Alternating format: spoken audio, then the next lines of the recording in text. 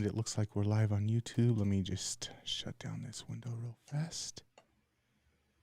And this is Male Entrepreneur Podcast, and I have no idea which episode number it is. Well, I think we're on episode, 181? It's up there. Yeah, I think you're right, 181. And we're live in 3, 2. All right, welcome back to the Male Entrepreneur Podcast, the podcast for men who win, with your host, the winner himself, Purdeep Sangha. Purdeep, how you doing today, man? I'm doing awesome, man. Today I actually feel like I'm winning. Some days I don't, but I appreciate that. Nice. All right. Well, I feel like I'm a little bit lagging behind today, so I'm gonna try and absorb some of your winniness, and we'll get into this week's podcast episode. What do we got on the agenda today? Well, I got to ask you, why do you feel like you're lagging behind today? Oh man, it's been one of those weeks where everything's just culminating all at once, and then today is just like a super busy day. And I think it was Labor Day weekend here, so we spent the weekend out on the boat, out on the lake, and then I just didn't catch up, and now today everything's like boom, hitting me all at once. Oh yeah, I know that feeling. I get that every once in a while too. Yeah. Well, we just got to get past it. But you and I talked about something interesting today, and I think that's our topic, is really about assumptions and how we make assumptions all the time. We literally make assumptions every single moment. And I guess the overall theme of today's episode is how we need to constantly and consistently test our assumptions and see if they're actually valid. Because when we make assumptions and we base our decision and our performance on that, it can have a long-lasting effect, especially when the assumptions are not correct or totally off base. So I think there's a couple different things I want to get your take on. Number one, the kind of survival mechanism, because assumptions do serve a purpose, but then a lot of times if we're lazy with our assumptions, they end up backfiring and causing more harm than good. So why is it that just as a species, we're so quick to make and jump to assumptions? Yeah, that's a really good question. And a lot of it, if we take a look at what our brain is actually built to do, it's actually built to do two things in particular: solve problems. And the second one is be predictive and try to predict what might actually happen next. And that comes with assumptions. To be able to predict something, you have to assume you know or kind of have an idea of what might actually happen next or in the future. And I think that's where it really stems from. It's an evolutionary trait that we have, and it keeps us safe, right? If we took, let's just say, for example, we're crossing the street and we didn't predict that if we walked out in the middle of the car, we're going to get hit. Well, we're going to die. So we have to predict those situations and those scenarios. And that makes an assumption, right? Because our brain, if we take a look at that particular example, we're making assumptions in terms of how fast that car is going and how fast we're going to be able to cross the street, for example. So it's a constant calculation, and we're making assumptions all the time. And I think that's essentially how our brain is operating to keep us safe and to judge whether what we're doing is actually going to lead to the results that we're intended to get. So it's kind of like one of those things where people who could make assumptions early on were selected for reproduction and continuing the species, and people who had no ability to make assumptions would just get eaten by the saber-toothed tiger because they couldn't assume that the saber-toothed tiger was going to eat them. But I also see on the flip side of that, I see both in myself and a lot of the people around me, a lot of times we just make an assumption and it might be right, but a lot of times it's wrong because we don't have all of the information. We're not making an actually educated assumption. Mm-hmm. And then it leads to all kinds of conflict. It leads to all kinds of wasted effort. It leads to all kinds of problems. And I wonder why I see people 40, 50 years into their life still doing this, still making assumptions. And you said we're going to talk about testing assumptions, but I wonder why so many people just make an assumption. They say, oh, this is reality. They act on it. And time after time, it seems like this this method of approaching things blows up in people's faces, but myself included, I'm still guilty of occasionally doing this. Yeah, it's really interesting that you say that because most of our assumptions, most of our predictions are based on our past experiences. And that's essentially it. And our future isn't necessarily built on our past experiences unless we're doing the exact same thing over and over again, day in, day out. And even then, life is different. The future is always different. The present moment is always different. So that's something interesting. I want to share a particular example. This was a number of years ago. Actually, I was a teenager at that time. We were driving down the street with my family and we got sideswiped by a car. Someone just went right through a stop sign, hit us full speed. Luckily, no one was really injured because we had one of those. We had a big vehicle. I got out, and the first thing that came to my mind was, "Man, this must be some crazy mofo teenager or something that just got their license that doesn't know how to drive or whatever it is." What it ended up being was like an 85-year-old woman Oh, geez. who was speeding like crap and just didn't hit. So my initial assumption was this person must be totally young. Yeah, but it was the complete opposite. So that taught me something at that time because I'm like, never assume. But that was based on my previous experience of seeing younger kids drive fast, right? And they're the ones that have the bad driving records, for example. So it goes back to that question that you were asking. Why is that? It's because we base a lot of our future assumptions, our current assumptions, based on the past. And it's never the same and it's not always correct. So in relationships, I see a lot of guys and girls, but we're speaking specifically to the guys, making assumptions and then a lot of times getting all bent out of shape, having anger, animosity over things that they assumed that actually weren't even the case. That there's like the sitcom episode that's like a template episode where the guy's being suspicious and the girl's getting angry, and her best friend, she goes, "What's going on? Do you know what's going on?" And then the best friend starts acting suspicious, so then she starts assuming that the guy and the best friend they got something going on, and she gets all out of control, and then she's trying to figure out what's going on, and then it ends up being that they were planning a surprise party for her, and all of her Oh, assumptions were completely wrong, and the audience's assumptions were completely wrong. And a lot of times, unchecked, our assumptions can end up ruining relationships, ruining business decisions, ruining all kinds of things. And it's just it's one of those things that has disastrous results. And so I kind of want to get your thoughts on how do we approach things and make sure that we're not letting our assumptions lead us down these sometimes disastrous paths. well, there's two things that really pop into my head when you mentioned that story because I think that's super important, um, and actually three. Let me start off with the first one because as you're telling the story, I'm already trying to predict what the ending is and assume what the ending is. So the first thing is, don't jump the gun.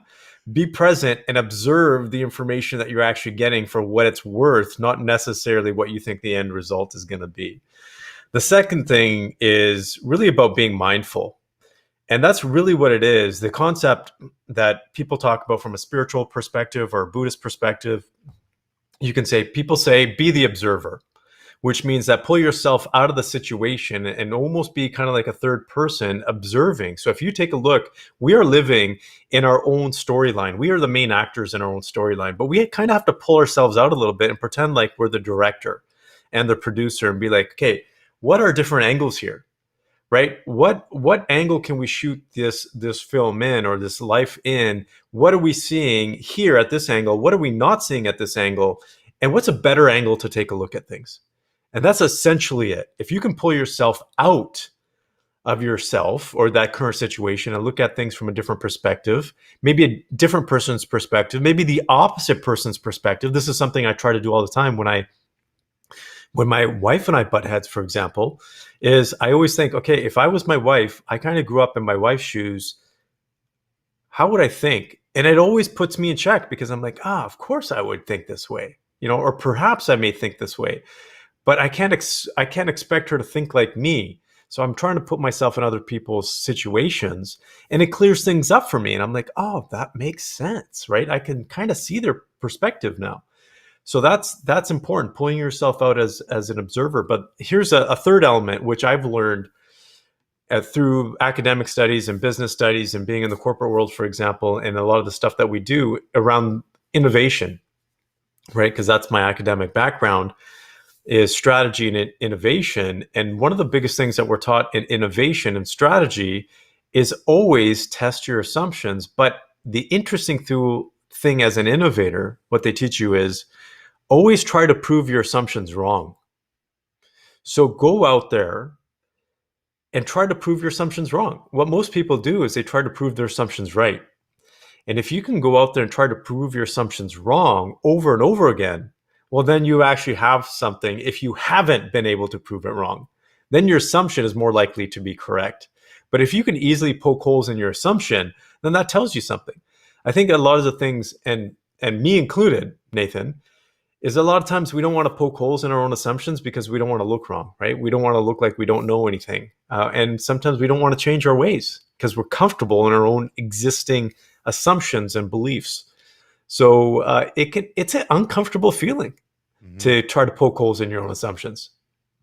Well, I think there's a couple things going on there too. There's obviously the ego thing. We don't want to look wrong. We don't want people to see that we have egg on our face. There's also like cognitive dissonance and confirmation bias, just naturally I've seen studies where they show that when you're proven wrong about something, it fires some of the same triggers, the same neurons in your brain that physical pain does. So when you have to confront that you were wrong about something, it does cause a physical reaction of pain. And to avoid that, we avoid admitting that we're wrong. We avoid looking for evidence that we might be wrong. And it's self-destructive, but it's also kind of a defense mechanism as well. I wanted to get since we're talking about business a lot on this show, I wanted to get your insight on assumptions versus predictions, because in my life and with a lot of the people I work with, I've noticed that the people who can make accurate assumptions or predictions, they can say, okay, I think this is where the market's going, or I think this is where innovation is going to lead, or I think this is where people are going to be at 2 years from now.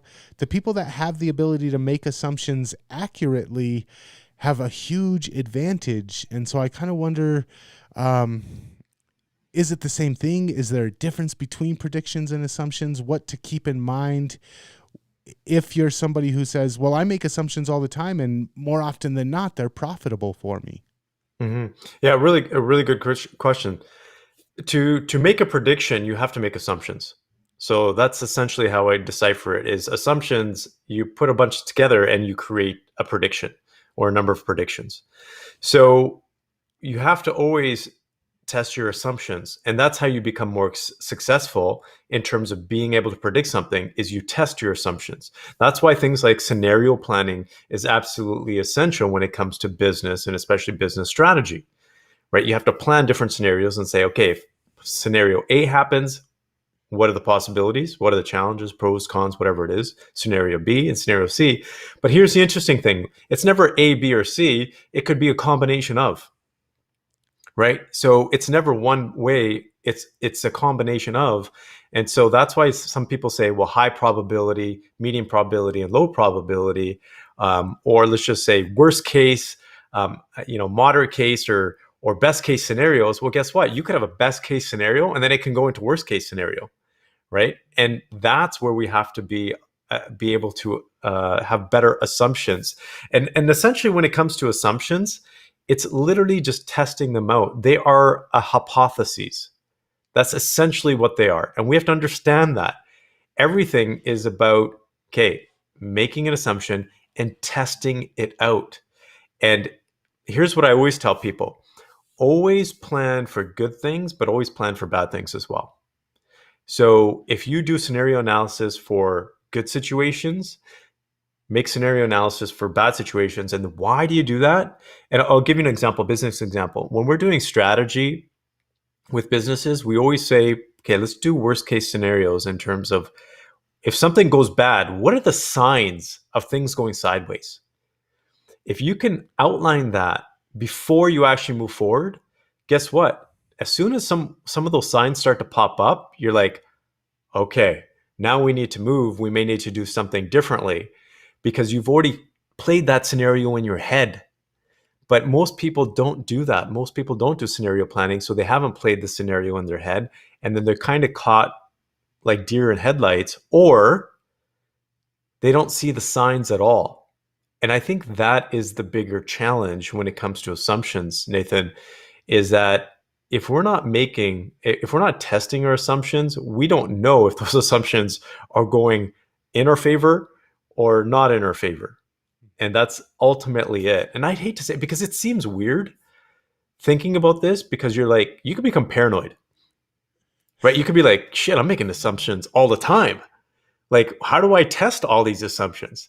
And I don't think you can't test every single assumption that you make, but you should be testing some of the most important ones, right? Like if you're in an argument with your wife and you're saying she doesn't love me because of this behavior, well, that's a pretty big assumption. Right. So when it comes down to all of this, I'd like to get kind of like a recap of your thoughts on it. Number one, why is it that we're so prone to do this? Number two, what are some of the concerns if you're somebody who finds yourself making a bunch of assumptions, some things that you should consider? And then number three, just kind of a recap on how to test your assumptions. Yeah, the first one is basically why do we do it? It's human nature. And our brain is built to make predictions, so we stay alive and we are more likely to be successful. But it's a safeguard mechanism, right? That's the purpose of our brain. So we make assumptions. Every single human being makes assumptions on this planet. So give yourself some slack and give other people some slack as well. The second question, what was it again? Because I know the second one and third one were kind of similar in terms of what can you do? Second one, what are some concerns, some reasons to keep your assumptions in check?